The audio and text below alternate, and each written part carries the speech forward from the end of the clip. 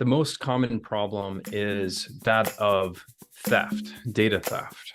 Um, the sad truth is I think the latest number is more than 3,000 different cybersecurity companies out there. A lot of very important and, great companies and technologies. But one of the biggest problems with ransomware, probably, in the case you just mentioned, where they said, hey, do your worst, they were lucky and data wasn't stolen, because if it was, they might have no choice but to pay. Welcome to Business Ninjas, brought to you by WriteForMe, where you'll hear from business leaders who are out there growing their business and slaying it every day. Learn from the masters. Let's get started.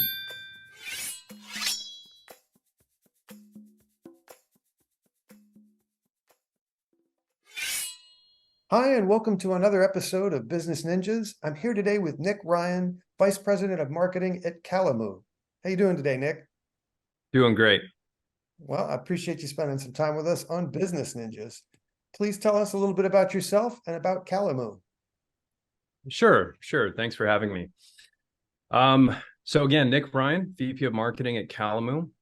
Been in marketing for about a decade and a half. And I would say my niche, my focus area is software technology, specifically business to business technology.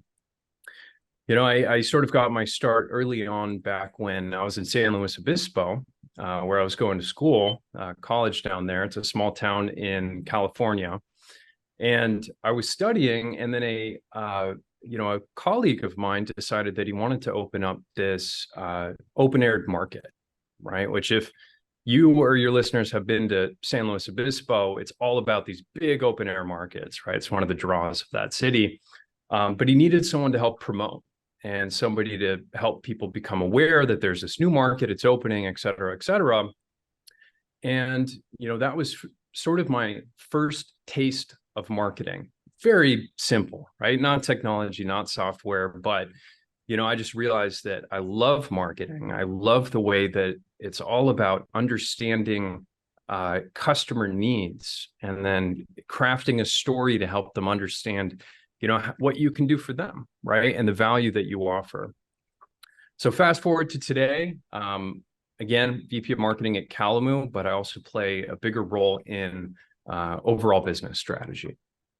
Excellent. I appreciate that. I am very familiar with the slow Cal way of life. We've enjoyed some holiday time up there, had some fabulous meals. It's got a great energy to it, a true college town. Yeah, it's beautiful. Tell us about Calamu. What do they do? Sure. Calamu is a cybersecurity company, cybersecurity software specifically. It's a B2B technology. So we're serving customers in all sorts of industries, but typically large businesses that are looking to protect their data. Cybersecurity is a very big market. They do all different things, from email security to detection and response, data protection, data security, and data security is really where we play.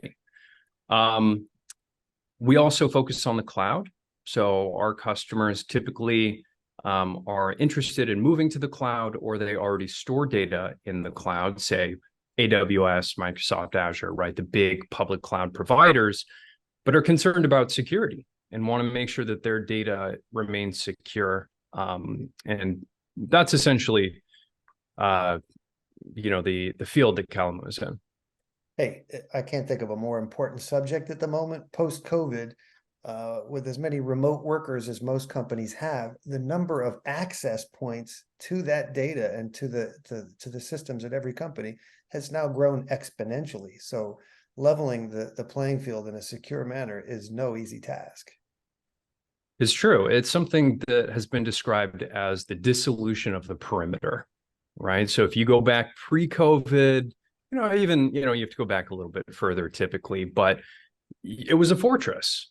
Sure. A company built a wall around their network, and they had a lot more control as to who could come in and who can go out.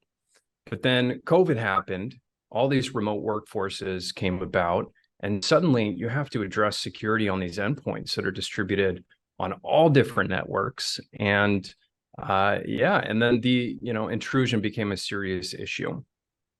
So I think that's something that Calamu came about to address, right? Is what happens if there is that intrusion? What happens if a hacker, a ransomware attacker, were to gain access to your data? What options do you have? And that's what we're all about. That's really the problem that we're looking to solve. And what's the origin story of Calamu? When did they come to be? So a few years ago, the company as we know it, Calamu Technologies, was founded 3 years ago. But the origin story, you have to go back a few years before that. So our founder, longtime cybersecurity guy, has started several cybersecurity companies, very successful and well-known in the industry. He was sitting on his front porch and he was thinking about this kind of data security issue, something he, has spent a lot of time thinking about in his career. And it's kind of funny, his beloved golden retriever was kind of putt-putting around in the front yard on his premises. And he had this rawhide bone that he was looking to bury like a dog would. And he's sniffing around and decides ultimately to run across the street to where there was this little public park right across the road, and decides that's where he wants to protect it, right? That's where he wants to bury it. And this was that classic light bulb moment. The lightning struck, and our founder realized, here's my dog. He wants to protect his most prized possession, data, right? In what is essentially the public domain or the public cloud. And that got him to thinking, how could we make data secure even if it is in the public cloud? And that led to the solution that we have today, which is the world's first safe data harbor. So Calamu, just to give you a little more context there. So the data harbor is, it's a multi-cloud environment in which data is fragmented into pieces and distributed across different clouds. So let's say that a ransomware attacker manages to get past your perimeter defenses, they gain access to your cloud, they get access to the data itself. If you use Calamu, that data has no value to them. It has no meaning. They can't use it to extort you. They can't threaten to publish it on the dark web and force you to pay them. Calamu also, a data harbor, has another neat trick, which is it'll detect that intrusion occurred, block it from going any further than that point, and then self-heal the data. That's really important because it means that the data remains fully accessible to the organization. When there's a ransomware attack, I think everybody knows what ransomware is now, but you hear stats like the average cost of a ransomware attack is $4 million or something like that. That doesn't mean that they're asking you pay them $4 million to give you your data back. That means that from, sure, that ransomware payment to the downtime that you've had as a business trying to get back operational, to the breach notification you have to send to your customers and say, hey, your credit card information might be on the web now, it might be, exposed, to all the consequences that come from that, that really adds up, right? So founded Calamu to solve that problem, and it's a pretty amazing technology.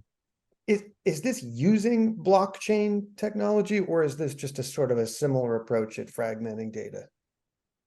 It doesn't use blockchain.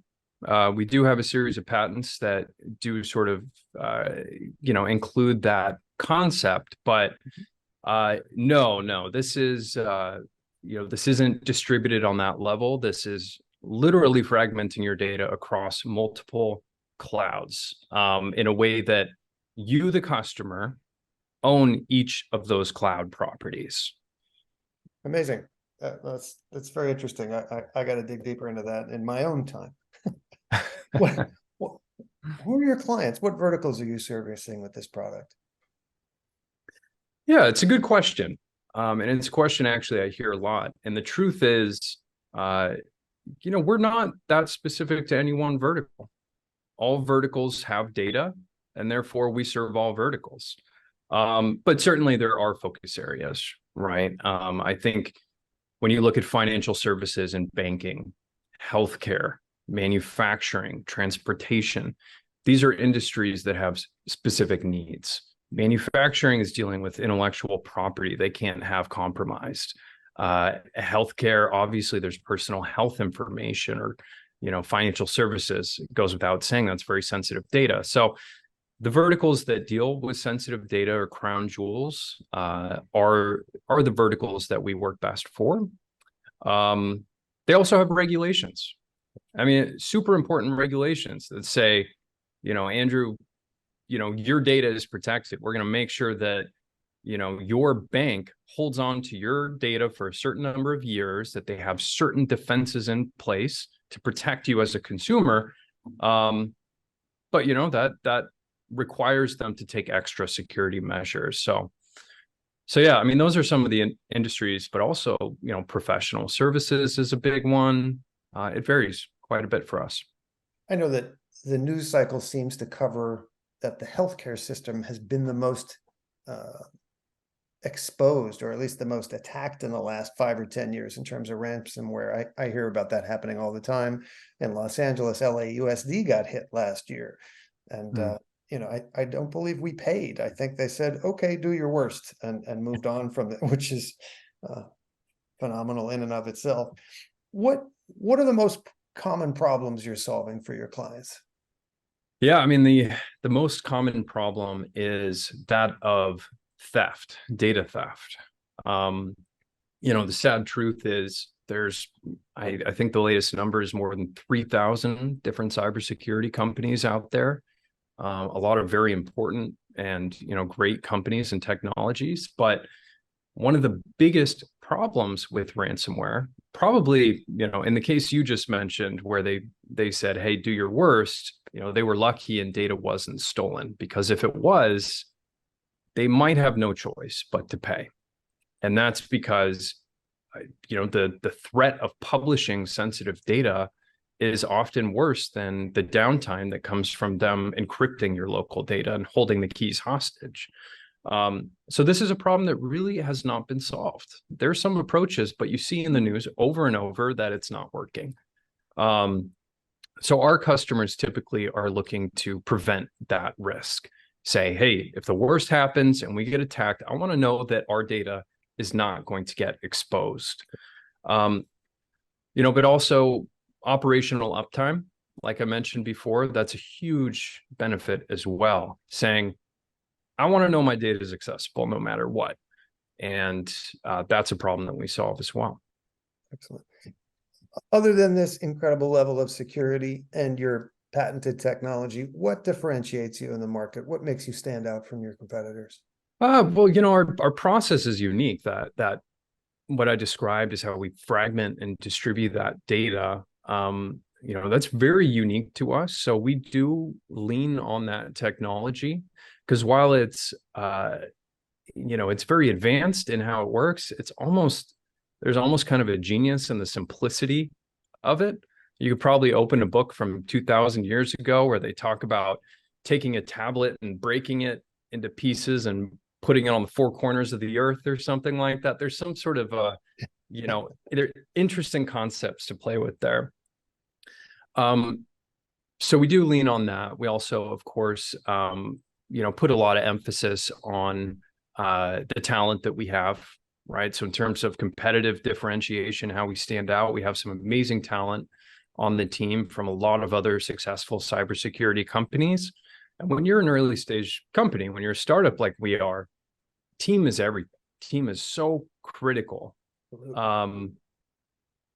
do our best to have a strong brand presence. I think the other thing I'll mention is, we go where the industry is. So there's a lot of trade shows and awards and things like that. So we make sure to participate and be visible. And we've won a number of awards for innovation, which is kind of a fun feather in our cap. But but it's more important just to say, where is our customer? Where are they? And let's just make sure we're there, we're visible, we're present. Excellent. All right, let's switch into your marketing gig for a second. What role has content played in the growth of Calamu? It's played a tremendous role. It's been super important, but maybe not in the way that it would work for every company. And that has a lot to do with the product we're selling, but more the customer that we're selling it to, right? If we're not selling a consumer product where it's all about scale. I have a quick problem, I need a quick solution. We're working with businesses that have many terabytes of data in a very complex environment, and they want to spend time and know that we're going to work for them. So that typically involves a lengthy research process where they do a lot of their own research, and we make sure that that content is available for them when they need to do that. And we also, like I mentioned, we have been working with the publications that are out there where our customers are already reading their information. So, you can Google the word cyber storage, for example, which is kind of shorthand for our technology. And you'll see that, 3 of the top results are third-party publications like Spiceworks or others, or several partners of ours, where we have contributed articles, right? So, we're still relatively early in our content journey. It takes many, many years to build a program that's kind of firing on all cylinders. So we put our initial focus on how do we, when we do generate a prospect and we're getting into meaningful dialogue, how do we make sure they have all the documentation and content they need, right? Hey, I say it every day, your content has to meet people where they are. And it sounds like you understand that clearly. Very true. Yeah. All right, let's look down the road a year. What are some things you'd like to be celebrating personally and professionally? Well, personally and professionally. All right. So we have, I'll start with professionally, but these days the personal and the professional seem to be 2 sides of the same coin, So we have several partnerships that we're working on. And several of these partners would be names that most people would recognize. And so 1 year from now, I would love to be celebrating the fact that we have very strong alliances with these companies. And personally, if 200% more people know about Calamu than they do today, that's great. If 1,000 more percent though, that's great. It's the job of a marketer to make sure that people are aware of the solution that you're marketing. And that would bring me, a lot of cause for celebration as well.